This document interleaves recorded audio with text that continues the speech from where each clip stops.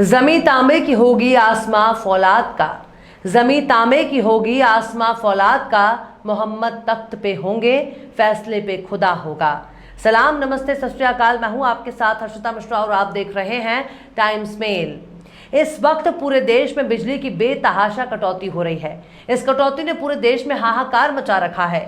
रोजाना बढ़ते तापमान ने बिजली की डिमांड में आग लगा रखी है और इसके पीछे की वजह कोयले की कमी बताई जा रही है। कोयले की कमी को पूरा करने के लिए अब कोयले की सप्लाई पर जोर दिया जा रहा है। लेकिन क्या आपने गौर किया है कि आखिर अचानक ही बिजली की कटौती क्यों शुरू हो गई? इसकी एक खास वजह है जिसका जानना आप सबके लिए बहुत जरूरी है। दरअसल इस मुद्दे पर अगर गहराई से गौर किया जाए तो इसके पीछे भी मुस्लिम समुदाय का हाथ नजर आता है। देश भर में गर्मी का कहर जारी है। ऐसे में यूपी, राजस्थान, आंध्र प्रदेश और तमिलनाडु समेत कई राज्यों को कोयले की कमी के चलते भारी बिजली संकट से भी गुजरना पड़ रहा है। वहीं दूसरी यूपी में भी बिजली की सप्लाई जारी रखने के लिए केंद्र सरकार ने 657 पैसेंजर ट्रेनों को रद्द करने का फैसला किया है। बताया जा रहा है कि इन गाड़ियों को इसलिए रद्द किया गया ताकि थर्मल पावर स्टेशनों के लिए सप्लाई किए जा रहे कोयले से लदी माल गाड़ियों को आसानी से रास्ता दिया जा सके और वक्त रहते ही कोयला अपने मुकाम पर पहुंचाया जा सके। लेकिन इन सब के पीछे टाइम्स मेल ने एक पड़ताल की है जिससे पता चलता है कि बिजली संकट के पीछे मुस्लिम समुदाय की एक बड़ी साजिश है। मुस्लिम समुदाय भारत के बहुसंख्यक हिंदुओं को आर्थिक और शारीरिक तौर पर नुकसान पहुंचाने की एक बड़ी साजिश कर रहा है। इस साजिश में मुस्लिम समुदाय कुछ हद तक कामयाब भी हो रहा है। आखिर कैसे बिजली की आड़ में मुस्लिम समुदाय कर रहा है बड़ी साजिश? आखिर अचानक क्यों बढ़ने लगी गर्मी? आखिर क्यों बढ़ने लगी बिजली की डिमांड? आखिर क्यों हो रही है बिजली कटौती? आखिर कैसे कम हो गया कोयला? आखिर कैसे रुक गई कोयले की सप्लाई? आखिर क्यों बिजली को कंट्रोल कर रहे हैं मुस्लिम? आखिर कैसे बिजली को अपने इशारे पर नचा रहे हैं मुस्लिम? आखिर क्यों कोयला खा रहे हैं मुसलमान? आखिर कैसे हिंदुओं को बर्बाद करने पर तुले हैं मुस्लिम? बताएंगे आपको और भी बहुत कुछ। लेकिन आप अगर हमारे चैनल पर नए हैं और पहली बार हमारी वीडियो को देख रहे हैं तो आप हमारे चैनल टाइम्स मेल को सब्सक्राइब कर लें, वीडियो को लाइक कर दें और बेल आइकन का नोटिफिकेशन बटन भी प्रेस कर दें ताकि बिना देरी हमारी हर खबर आपको मिलती रहे। लौटते हैं अब खबर की तरफ। हमारे देश में इस वक्त गर्मी ने कहर बरपा रखा है। केंद्रीय कोयला मंत्री प्रहलाद जोशी ने कहा कि ताप विद्युत संयंत्रों के पास 22 मिलियन टन कोयले का भंडार है जो 10 दिनों के लिए पर्याप्त है। लोगों को घबराने की जरूरत नहीं है, कमी की भरपाई की जा रही है। यानी हमारी सरकार बिजली कटौती रोकने के लिए हर मुमकिन कोशिश कर रही है। इसके लिए कोयले खत्म होने से पहले ही कोयले की कमी को पूरा किया जा रहा है। सरकार नहीं चाहती कि देश की जनता अपने हाथ में टीवी रिमोट की जगह हाथ का पंखा हिलाने पर मजबूर हो जाए। अब आइए बात करते हैं उस साजिश के बारे में जिसकी वजह से बिजली की खपत में इजाफा हो गया है। दरअसल मुस्लिम समुदाय एक बड़ी साजिश रच रहा है ताकि हमारे देश को बड़े संकट में झोंका जा सके। दरअसल आप तो जानते हैं कि मुस्लिम समुदाय जिहाद फैलाने में कितना माहिर है और इस वक्त मुस्लिम समुदाय लैंड जिहाद, लव जिहाद, एजुकेशन जिहाद, यूपीएससी जिहाद, हलाल जिहाद की तरह बिजली जिहाद कर रहा है। और इसके लिए मुस्लिमों में रमजान को एक बहुत बड़े मौके पर भुनाना शुरू कर दिया है जिसके बाद शुरू हो जाता है बिजली जिहाद का खेल। दरअसल पूरी दुनिया में रमजान मनाया जाता है लेकिन रमजान के महीने में केवल और केवल भारत में बिजली का संकट क्यों पैदा हो रहा है? इसके पीछे ही एक बड़ी साजिश है। क्योंकि रमजान में मुस्लिम समुदाय सबसे कम नींद लेता है, ज्यादातर वक्त खुदा की इबादत में गुजारता है। मुस्लिम समुदाय इस दौरान सबसे कम भोजन करता है। तरावीह की नमाज और फिर मस्जिद के साथ साथ घर पर भी नमाज पढ़ने का सिलसिला जारी रहता है। मुस्लिम समुदाय रमजान को इबादत का महीना मानता है। 24 घंटे में 16-16 घंटे का रोज़ा रखता है। महज 2 से 3 घंटे ही सोता है, यानी 20 से 21 घंटे केवल खुदा की इबादत में डूबा रहता है। लेकिन इस दौरान कुरान पढ़ने के लिए रोशनी की ज़रूरत होती है और इसलिए ज़्यादा से ज़्यादा बल्ब का इस्तेमाल होता है। 24 घंटे बत्ती उनके घर की बत्ती जलती रहती है क्योंकि वो भले ही 2 से 3 घंटे सोते हों लेकिन उसकी नज़र घड़ी पर टिकी होती है, इसलिए वो सोते वक्त भी बल्ब बंद नहीं करता ताकि नींद लेने के चक्कर में वक्त ज़ाया ना हो जाए। इस गर्मी के मौसम में रमजान आने की वजह से मुस्लिम समुदाय दिन रात अपने घर के पंखे, कूलर, एसी और फ्रिज चालू रखता है। जिन घरों में सरकारी पानी की सप्लाई नहीं है वो समरसेबल के जरिए ग्राउंड वाटर से अपनी टंकी फुल करते हैं। समरसेबल को चलाने के लिए बिजली की जरूरत होती है, इसलिए मोटर से पानी भरने के चक्कर में बेतहाशा बिजली की खपत होती है। यानी हर वक्त केवल मुस्लिम समुदाय बिजली का इस्तेमाल कर रहा है। इसके लिए सबसे बड़ा बहाना रमजान है क्योंकि अगर रमजान नहीं होता तो मुस्लिम समुदाय इतने बड़े पैमाने पर बिजली का इस्तेमाल नहीं करता। फिर आइए बात करते हैं तरावीह की। दरअसल मुस्लिम समुदाय इफ्तार के बाद ईशा की नमाज की तैयारी करने लगता है, क्योंकि ईशा की नमाज के साथ ही तरावीह की 20 रकात नमाज भी अदा की जाती है। ईशा में कुल 17 रकात की नमाज अदा होती है और ईशा की नमाज के साथ ही तरावीह की स्पेशल नमाज पढ़ी जाती है, जिसमें कुल 20 रकात नमाज पढ़ना होता है। तरावीह की नमाज में इमाम साहब रोजाना कुरान को बिना देखे ज़बानी पढ़ते हैं और इस दौरान 2 से 3 घंटा मुसलमान को खड़ा रहना पड़ता है।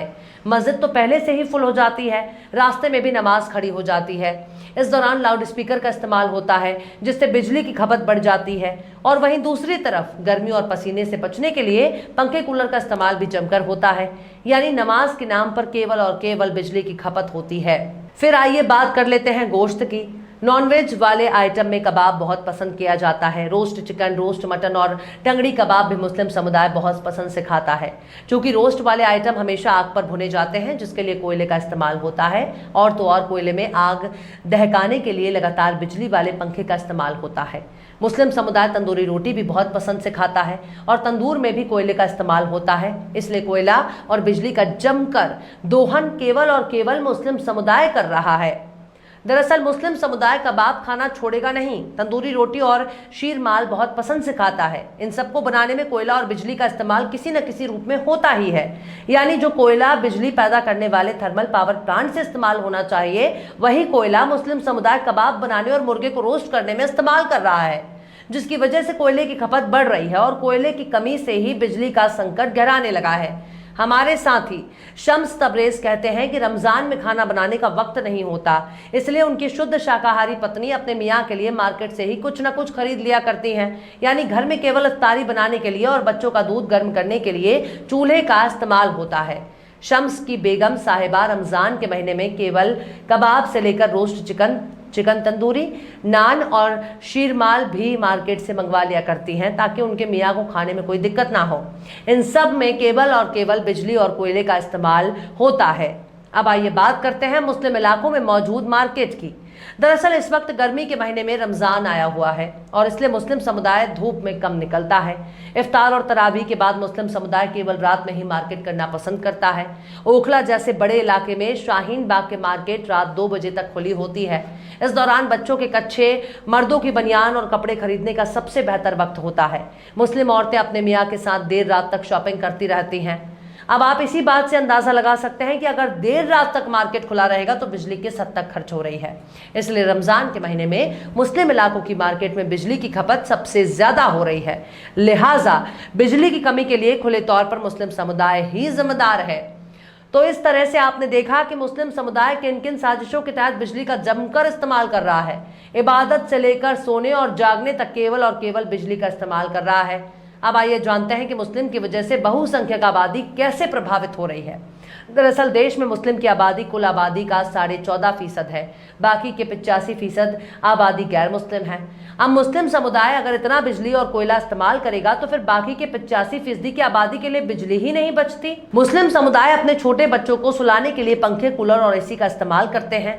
मेहनत करने पर अगर मुस्लिम शख्स को पसीना आता है तब भी वो पंखे की खुली हवा में अपने पसीने सुखाता है। और सबसे खास बात, नमाज पढ़ने के लिए मुस्लिम समुदाय के लोग दूल्हे की तरह सज धज कर मस्जिद जाते हैं। इस दौरान उनकी बीवी अपने मियाँ के कपड़ों को आयरन से प्रेस करती है। सबसे गौर करने वाली बात यह है कि कपड़ों को प्रेस करने के लिए आयरन भी बिजली से ही चलता है। जिन इलाकों में बिजली कम आती है वहां कोयले से इस्तेमाल होने वाले आयरन से कपड़े प्रेस होते हैं। कई बार बच्चे अपने कपड़ों में सूसू कर देते हैं, जिसकी वजह से भी बार बार बच्चों की अम्मी को आयरन का इस्तेमाल बच्ची की चड्डी सुखाने के लिए करना पड़ता है। कई बार गैस सिलेंडर खत्म होने पर अंडे के ऑमलेट भी आयरन पर बनाना पड़ता है और बच्चों का दूध भी आयरन को उल्टा करके गर्म करना पड़ता है। तो इस तरह से मुस्लिम समुदाय बिजली जिहाद के जरिए बहुसंख्यकों को बर्बाद करने पर तुला है, क्योंकि ज्यादा कंपनियां, फैक्ट्रियां और कारखाने हिंदुओं के हैं। अगर बिजली ही नहीं रहेगी तो सब कुछ बंद हो जाएगा, यानी हमारे देश में गरीबी और बेरोजगारी लगातार बढ़ती रहेगी। तो इस तरह से मुस्लिम समुदाय लगातार बिजली जिहाद से हमारे देश के बहुसंख्यक हिंदुओं को बर्बाद कर रहा है। बहरहाल चलते चलते आखिर में शम्स मिनाई ने भी क्या खूब फरमाया है, सब कुछ है अपने देश में, रोटी नहीं तो क्या। सब कुछ है अपने देश में, रोटी नहीं तो क्या। वादा लपेट लो जो लंगोटी नहीं तो क्या।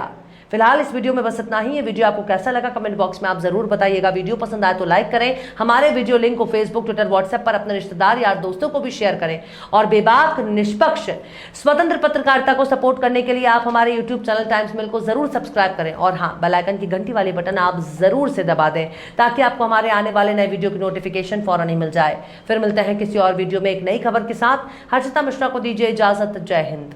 तो देख लिया आपने हमारे इस वीडियो को। हमें उम्मीद है कि आपने हमारे वीडियो को लाइक किया होगा और दूसरों को भी शेयर किया होगा।